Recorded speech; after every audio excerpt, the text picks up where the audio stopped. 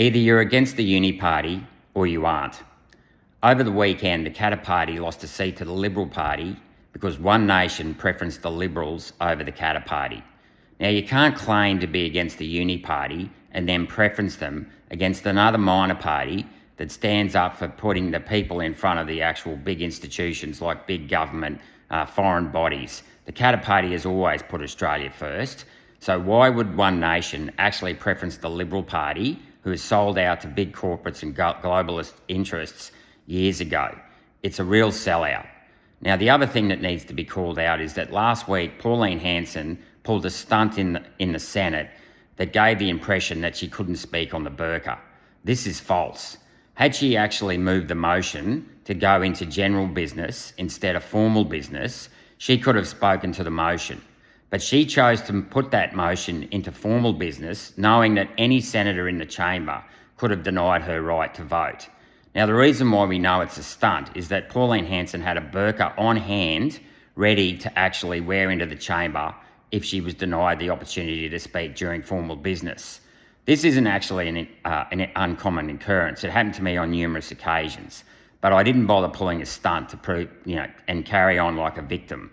That is not how we are going to get the outcomes we need in this country.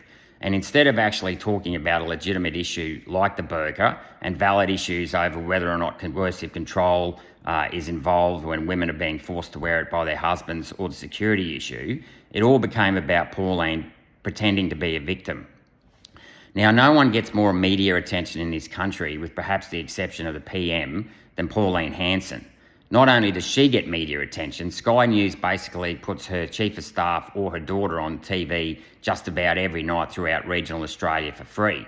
Most other politicians would kill to get that type of publicity. Had Pauline Hanson been really serious about fixing the problems in this country, she would have started to build a proper party 30 years ago, not this year after people first started branches itself.